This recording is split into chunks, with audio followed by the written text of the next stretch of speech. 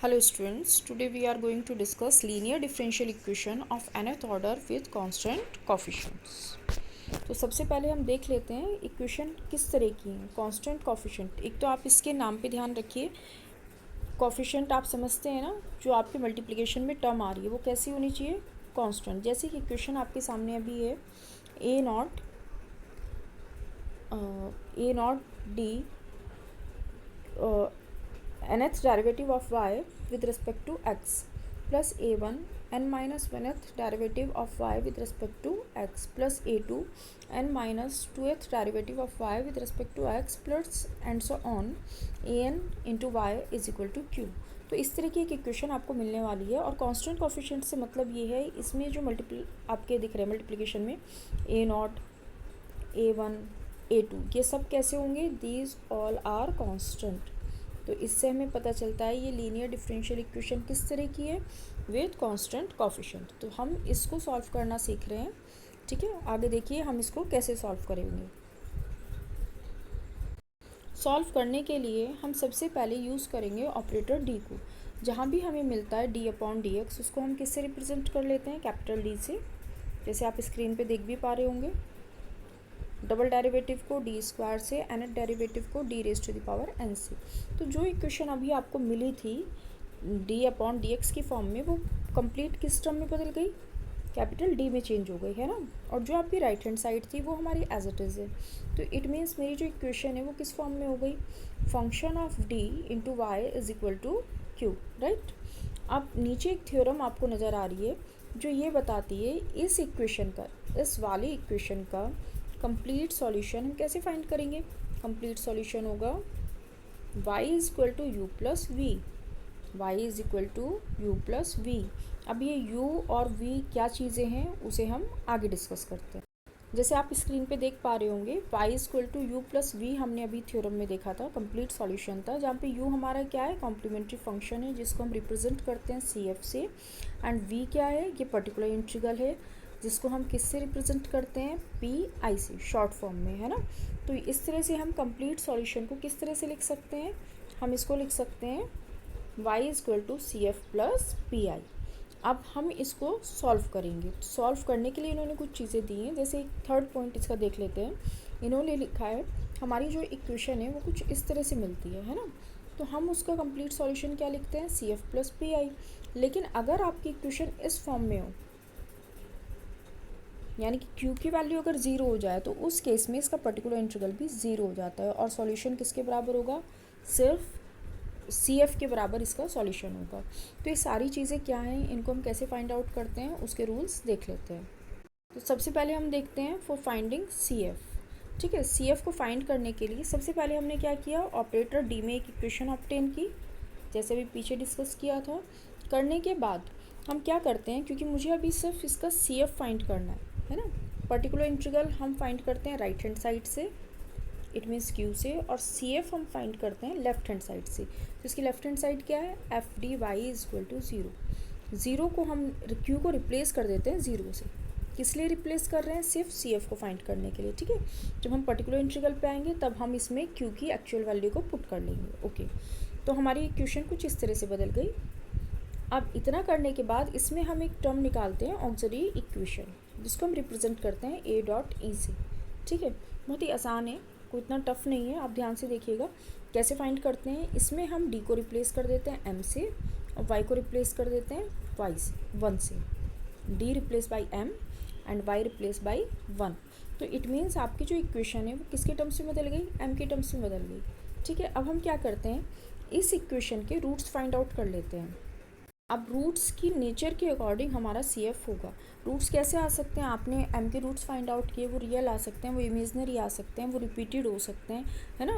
तो ये हमारा डिपेंड करेगा हमारी इक्वेशन कैसी है। अब जैसे ही हमारी रूट्स की नेचर होती है वैसे ही हमारा CF का आंसर होता है। तो उसके कुछ रूल्स हैं वो हम देख लेते हैं। जैसे आप देख पा रहे होंगे, इन्होंने केस फर्स्ट दिया है। केस फर्स्ट क्या दिया है, जब हमने रूट्स को फाइंड किया और हमें मिलते हैं, कैसे रूट्स मिलते हैं, real and distinct, real and distinct, case first. तो उस केस में हमारा CF किसके बराबर होगा, y is equal to C1 E raise to the power m1x plus C2 E raise to the power m2x plus so on, जितने भी roots हैं उन्हें हम इस फॉर्म में लिख देंगे, जहाँ पे C1 C3 ये हमारे आर्बिट्रेरी कॉन्स्टेंट्स का वर्क करेंगे, ठीक है। केस सेकंड में क्या दिया है, रूट्स तो आपके रियल ही होंगे लेकिन कैसे होंगे, रिपीटेड। तो उस केस में क्या होंगे, सपोज आपके दो रियल रूट्स आ गए m1 एंड m2 और दोनों आपस में बराबर हैं, यानी कि m1 is equal to m2 है, तो क्या हो जाएगा y is equal to C1 plus C2x into E raise to the power m1। हम एक क्वेश्चन देख लेते हैं इन रूल्स पे, तो आपको ज़्यादा क्लियर होगा। जैसे एक न्यूमेरिकल आपके सामने है, तो सबसे पहला काम हमें क्या करना था, d अपॉन dx को किससे रिप्लेस कर देना है, कैपिटल D से। तो हमारी इक्वेशन क्या बन जाएगी, हमारी इक्वेशन हो जाएगी D cube minus 7d minus 6 into Y is equal to 0। अब हमें क्या फाइंड आउट करना है, हमें करना है ऑक्सिलरी इक्वेशन को फाइंड आउट। तो हम क्या करेंगे, d replace by m and y replace by 1। जब हमने यहाँ पे पुट किया तो हमें कुछ इस तरह की इक्वेशन ऑब्टेन हुई। इसके हमने फैक्टर्स कर लिए। फैक्टर्स के लिए आप कैल्सी का यूज़ कर सकते हैं, है ना, क्योंकि मैनुअल करने में टाइम लगेगा और हमें एग्ज़ाम में कैलकुलेटर अलाउड होता है, तो ऑब्वियस हम कैल्सी का यूज़ करेंगे, ठीक है। अब इसके हमने रूट्स फाइंड आउट किए। जब हमने रूट्स फाइंड आउट किए तो रूट्स आ गए -1 -2 3। रूट्स कैसे हैं, रियल समझ रहे हैं ना, जिसमें आयोटा नहीं आ रहा है, आई नहीं आ रहा है, वो आपके रियल है, नंबर है। सभी एक दूसरे से अलग हैं, तो कैसे होगा, रियल एंड डिस्टिंक्ट। ये हमारा केस फर्स्ट हो गया। इसका CF आप कैसे लेंगे, C1 E raise to the power -x, क्योंकि फर्स्ट टर्म -1 था, plus C2 E raise to the power -2x, क्योंकि सेकेंड रूट आपका -2 था, plus C3 E raise to the power 3x, ठीक है। तो ये आपका CF आ गया। अब जो इक्वेशन आपको मिली थी वो कैसी थी, is equal to 0। It means उसका राइट हैंड साइड कैसा है, 0, क्योंकि उसका राइट हैंड साइड 0 गिवन था, तो इसका पर्टिकुलर इंटीग्रल भी क्या हो जाना है, 0 हो जाना है। इस केस में जो आपका CF है सिर्फ वो आंसर लेगा, क्योंकि कंप्लीट सॉल्यूशन क्या था, CF प्लस PI। तो ये हमारा आंसर आ गया। क्लियर है सबको। एक दूसरा क्वेश्चन देख लेते हैं। इसी तरीके हमें एक इक्वेशन मिली, ये ऑलरेडी आपको किस ऑपरेटर में मिली है, ये आपको मिली है कैपिटल D ऑपरेटर में, है ना। तो हमने इसकी ऑक्सिलरी इक्वेशन फाइंड की। फाइंड करने के बाद हमारे रूट्स आ गए। रूट्स कैसे आ गए, 1 2 2। एक तो आपको ध्यान देना होगा, ये जो रूट्स आ रहे हैं, जैसे आपने इसको सॉल्व किया m-1 है ना, इस टर्म को सॉल्व किया, जब आप लेंगे m-1 को 0 तो m आ गया 1। जब आपने लिया m-2 का होल स्क्वायर, तो m-2 को 0 के इक्वलेंट लेंगे तो m2 आ गया, लेकिन क्योंकि उस पर स्क्वायर था इसलिए 2 टाइम्स रिपीटेड होगा। अगर यहाँ पे लिखा होता है m-2 का होल क्यूब, तो यहाँ पे 3 टाइम्स रिपीटेशन होता है। ये आपको चीज़ें छोटी छोटी ध्यान रखनी है, ठीक है। अब कैसे रूट्स हैं, अगर मैं 1 और 2 की बात करूँ तो ये तो अपने आप में रियल हैं, डिस्टिंक्ट हैं, लेकिन जो इसको अगर मैं 2 और 2 की बात करूँ तो ये रिपीटेड है। तो इसका CF हम कैसे लिखेंगे, y is equal to C1 e की पावर x 1 के अकॉर्डिंग, प्लस 2 के अकॉर्डिंग कैसे लिखेंगे, क्योंकि ये रिपीटेशन में आ गया, केस सेकंड यहाँ पे फॉलो होगा। C1 प्लस सॉरी हमने C1 ऑलरेडी लिया हुआ है, तो एक नया कांस्टेंट ले लेते हैं, कुछ भी नाम रख देते हैं, C2 रख दिया, चलो C2 plus C3x into E raise to the power 2x। अब इसका भी पर्टिकुलर इंटीग्रल क्योंकि 0 था, राइट हैंड साइड 0 थी क्वेश्चन की, तो यही इसका सॉल्यूशन होगा, ठीक है, यही हमारा आंसर होगा। इसके बाद इसमें इस तरह के रूट्स के लिए कुछ केस दिए हैं, जैसे केस थर्ड आपको नज़र आ रहा है, वैन 2 रूट्स आर इमेजनरी। कैसे रूट्स हैं, इमेजनरी रूट्स हैं जिसमें आयोटा आता है। सपोज उसकी फॉर्म आ गई alpha plus minus iota beta, ये आ गई, तो इसका CF क्या होगा, e raise to the power alpha x into C1 cos beta x plus C2 sine beta x. ये हमारा आंसर होगा, ठीक है। तो इस रूल को आपको लर्न कर लेना है। उसके बाद केस फोर्थ में कैसा है कि आपकी इमेजनरी रूट्स हैं बट वो आपके रिपीटेड है, ठीक है। यहाँ पे अल्फ़ा प्लस माइनस आई बीटा 2 बार रिपीट हो रहे हैं, तो उस केस में क्या करेंगे, CF हो जाएगा e raise to the power alpha x, जैसे हमारा फर्स्ट रूल थर्ड रूल कहता था, है ना, into C1 plus C2x cos beta x plus C3 plus C4x into sine beta x. ये रिपीटेड में लेना है। केस फिफ्थ आ जाते हैं। केस फिफ्थ पे कैसे रूट्स हैं, इरेशनल आप समझते होंगे, जैसे alpha plus minus root beta, जिस टर्म का आप रूट नहीं ले पाएंगे, सपोज आ गया 2 plus minus root 3 plus minus root 2 root 5, है ना, वो सारे नंबर कैसे हैं, इरेशनल हैं, बट आयोटा यहाँ पे नहीं है। तो उस केस में आपका CF किसके बराबर होगा, e raise to the power alpha x into C1 cos hyperbolic, यहाँ पे हाइपरबोलिक आता है, under root b x plus C2 sine hyperbolic under root b x. अब जैसे क्वेश्चन आपके सामने है, मुझे इसको सॉल्व करना है, तो सॉल्व करने के लिए ऑलरेडी कैपिटल डी की हमें इक्वेशन मिली थी, तो उसके लिए ऑक्सिलरी इक्वेशन ली, ऑक्सिलरी इक्वेशन के लिए कैपिटल डी को रख देते हैं m और y को रख देते हैं 1। तो इक्वेशन कुछ इस फॉर्म में आ गई। इसके जब हमने फैक्टर्स किए तो फैक्टर हमें मिले m² plus 4 whole square is equal to 0। जब आप इसके फैक्टर्स करेंगे तो आप इसमें से टर्म लेंगे m² plus 4 is equal to 0, तो m² is equal to -4, it means m is equal to plus minus 2 iota. जब आप -4 का रूट लेंगे तो प्लस माइनस 2 आयोटा आएगा। अब क्योंकि यहाँ पे स्क्वायर है तो ये रूट 2 बार रिपीट हो गया, ठीक है। तो हम कौन सा इसमें रूल लगाएंगे, हम रूल लगाएंगे इमेजनरी और रिपीटेड का। इसे आप कंपेयर कर लो अल्फ़ा प्लस माइनस आई बीटा से। जब आप करेंगे तो अल्फ़ा तो आ रहा है 0 और बीटा की वैल्यू आ रही है 2, तो हमारा आंसर कितना हो गया y इक्वल टू ई की पावर 0x, क्योंकि हमारा अल्फ़ा 0 था, into C1 plus C2x cos 2x plus C3 plus C4x into sine 2x। तो ये हमारा सॉल्यूशन हो गया, क्योंकि इसका लिए राइट हैंड साइड 0 थी, तो पर्टिकुलर इंटीग्रल की वैल्यू हमारी कितनी हो जाती है, 0 हो जाती है।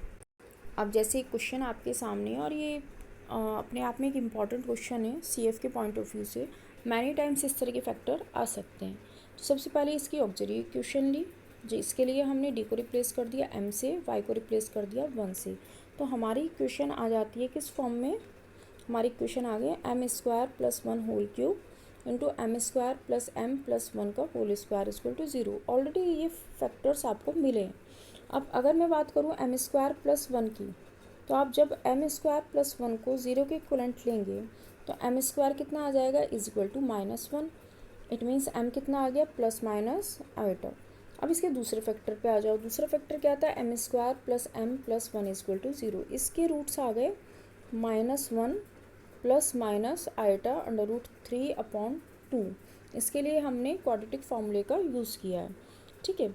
अब देखिए जो आपकी फर्स्ट आपको मिला था फैक्टर m² प्लस 1 का होल क्यूब मिला था, इट मीन्स जो भी आपके यहाँ से फैक्टर आएंगे वो 3 बार रिपीट होंगे, यानी कि प्लस माइनस आयोटा कितनी बार रिपीट हो रहा है, 3 बार। दूसरा फैक्टर मिला था m² प्लस m प्लस 1 का होल स्क्वायर, तो जो भी फैक्टर आपका है -1 प्लस माइनस आयोटा रूट 3/2, ये 2 बार रिपीट हो रहा है, ठीक है। इन चीज़ों का आपको ध्यान रखना होगा, यही इन्होंने लिखा है। दोनों पेयर ऑफ रूट्स कैसे हैं, इमेजनरी है। First pair is repeated thrice, पहले वाला रूट आपका 3 बार रिपीट हो रहा है, जिसके लिए अल्फ़ा 0 है। आप क्योंकि कंपेयर करते हैं alpha plus minus iota beta से, ठीक है, बीटा आपका 1 है। और सेकंड पेयर आपका 2 बार रिपीट हो रहा है, जिसके लिए आपका अल्फ़ा कितना है -1/2, बीटा कितना है रूट 3/2। तो इसका सॉल्यूशन आप कैसे लिखेंगे, इसका सॉल्यूशन पहले आप फर्स्ट फैक्टर के अकॉर्डिंग लिखेंगे।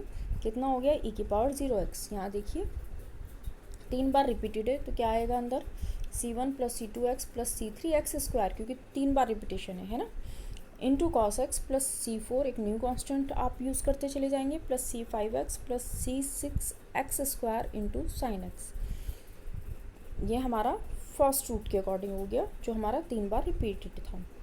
प्लस अब हम दूसरे रूट का लिखने जा रहे हैं e की पावर -x/2 इंटू, क्योंकि हम 6 तक कांस्टेंट ले चुके हैं, तो यहाँ पे हमने एक दूसरा कांस्टेंट ले लिया C7 plus C8x into cos under root 3/2x plus C9 plus C10x into sine under root 3/2x। तो ये हमारा सॉल्यूशन हो गया। इस तरह से हम क्वेश्चंस को करेंगे और बहुत छोटी छोटी चीज़ों का इसमें ध्यान रखें। आपके सामने ये चार्ट है, इस चार्ट को बना के भी हम इन रूल्स को लर्न कर सकते हैं, है ना। तो जो चीज़ें अभी हमारे आपने देखा रूल्स में थी, वही हमें यहाँ पे चार्ट के थ्रू आपको बता रहे हैं। तो वही चीज़ें हैं, आप एक चार्ट बना लें, उस चार्ट को देखते ही आपको सारे रूल्स याद हो जाएंगे। इन द लास्ट आपको कुछ प्रैक्टिस क्वेश्चन भी मिले हुए हैं, उसके आंसर्स भी मिले हुए हैं, तो आप लोग पहले ही अच्छे से वीडियो देखेंगे, समझेंगे, उसके बाद इन क्वेश्चंस को प्रैक्टिस में लेंगे और अपने आंसर्स को मैच करेंगे।